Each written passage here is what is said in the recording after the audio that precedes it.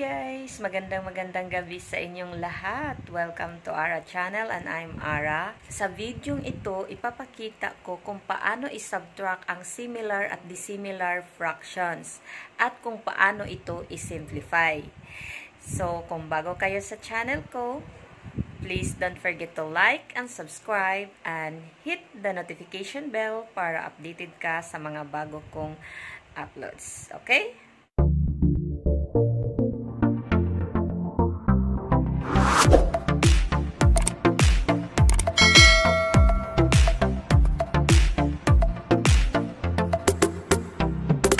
So, subtraction na naman tayo. Subtraction of similar and dissimilar fraction. Example, 3/4 minus 1/4 is equal to. So, ang example na to ay isang similar fraction dahil parehas ang denominator.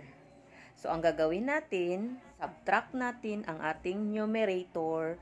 Unya, kopyahin na lang natin ang denominator. So, 3 minus 1 over 4 is equal to 2/4. So, 2/4 is still reducible to its lowest term. Diba? So, kailangan natin ang greatest common factor. So, greatest common factor sa both numerator and denominator ay, so, GCF up to ay 1, 2. 1 and 2, di ba? Ang factor sa 4 ay 1, 2, and 4.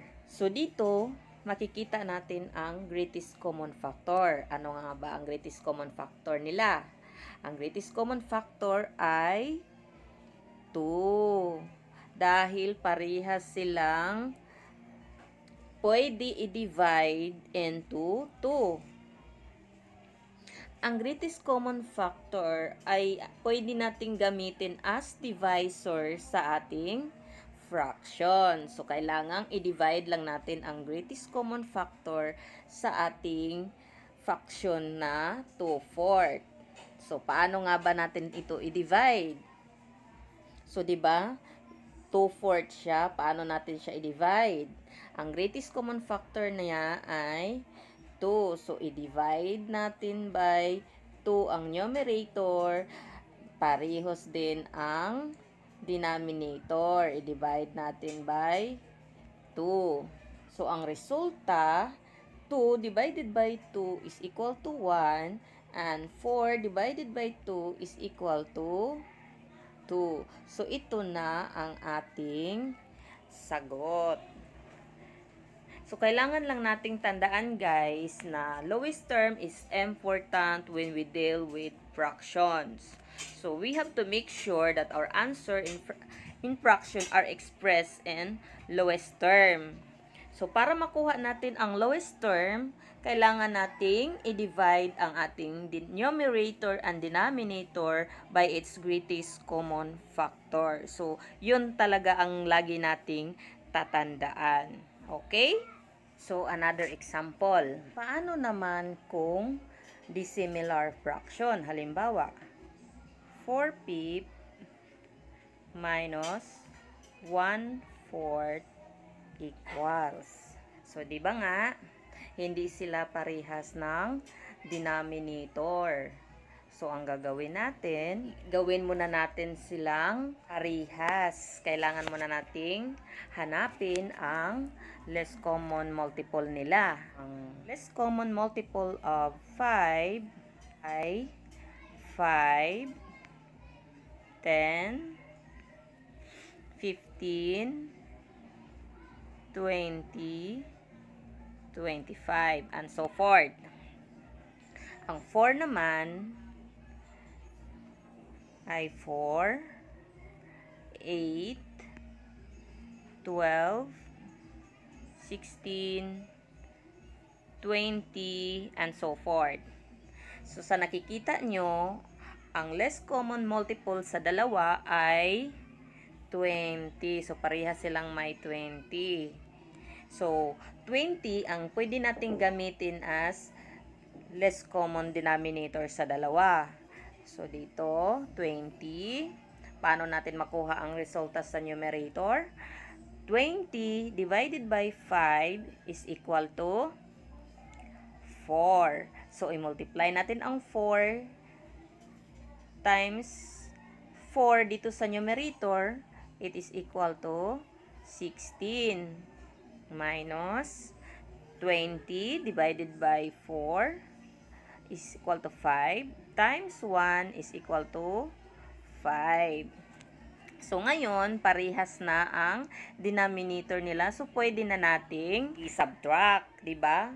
Pag similar fraction, add only the numerator. And then, copy the denominator. So, dito, subtract na natin ang 16 minus 5 is equal to 11 over 20. Nasundan nyo ba ako, guys?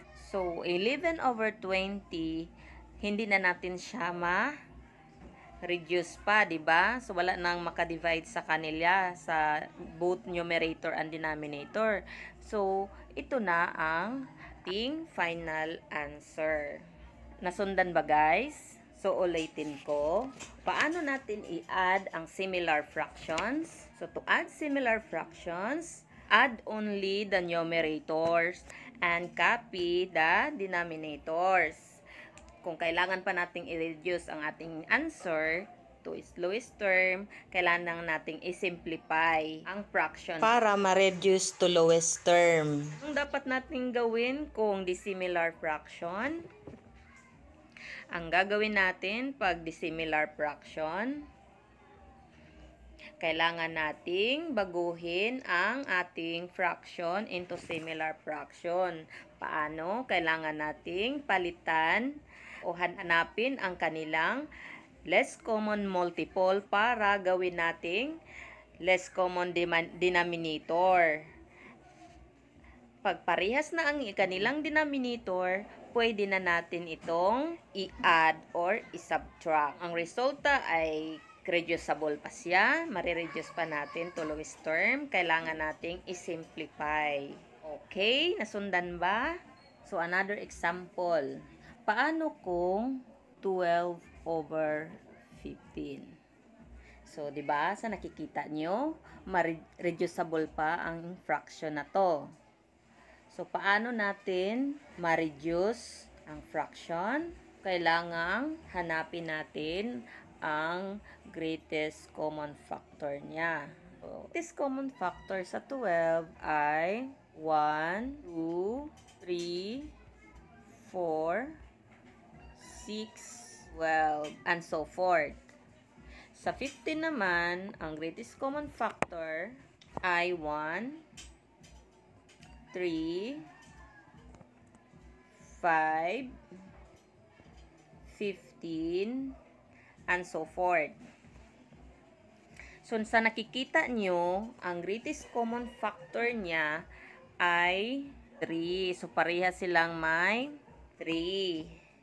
So, to get the lowest term, we divide the numerator and denominator by the greatest common factor, which is 3. So, divided by 3, ganon din sa denominator. So, it is equal to 12 divided by 3 is 4. 15 divided by 3 is 5. Ang sagot ay 4/5. So, ito na ang final answer natin. 'Di ba? Nasundan ba, guys? Okay. So, paano naman kung ganito ang hitsura? 3 and 3 over 12 plus 4, 7 over 12 equals. So, paano naman natin to i-add? Ang tawag dito, guys, ay mixed number. Ang mixed number is composed of a whole number and a proper fraction. Ang proper fraction guys ay yun yung maliit ang numerator kaysa denominator. So a mixed number is formed by combining three parts. Yun yung tinatawag nating whole number and then yung numerator and denominator. Dito naman sa mixed number, i-add natin ang whole number, kasunod na din yung fraction. So, i-add natin ang whole number na 3 plus 4, tapos 3 plus 7 over 12. So, equals to 3 plus 4 is 7. Then, 3 plus 7 is 10 over 12. Nasundan ba guys? Ang sagot natin ay reducible pa siya. So, you have to make sure that your answer is reduced to its lowest term. So, kailangan nating kunin ang greatest common factor nila para yun ang magiging divisor sa ating fraction. So, ang greatest common factor sa 10 and 12 ay 2. So, i-divide lang natin ang 10 over 12 by 2. Ganon din dito sa denominator niya, divided by 2. Ang resulta niya ay 7 and 10 divided by 2 is 5 over 12 divided by 2 is 6. So, ito na ang ating final na sagot. 7 and 5, 6. So, guys, dapat pag mag-add kayo o mag-subtract, kailangang parihas ang denominator niya. Kung hindi siya parihas, kailangang hanapin natin ang least common denominator sa dalawang fraction. Nasundan ba guys? Paano naman kung ang sagot natin ay improper fraction? Ano ba ang improper fraction? Ang improper fraction guys ay yung fraction na yon ay malaki ang nasa taas. Malaki ang numerator kaysa denominator. So, kailangan nating i-simplify siya. Kailangan natin siyang palitan into mixed number. So, example of improper fraction. So, 13 over 5. So, diba, nakikita nyo, malaki ang numerator niya. Ang denominator niya ay maliit. So, ito yung improper fraction. So, we can change improper fraction to mixed number by dividing the numerator, which is 13, divided by the denominator na 5. So, 13 divided by 5 is equal to 2. Then, 2 times 5 is 10. So, 13 minus 10 is equal to 3. So, the quotient is the whole number while the remainder is the numerator. Then, copy the denominator. So, ang sagot dito sa 13 over 5 ay 2. Ito yung whole number.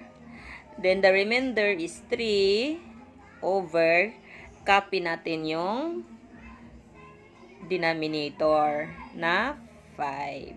So, ito na ngayon ang sagot natin, 2 and 3/5. So, ito ang gagawin pag mag-simplify tayo ng improper fractions.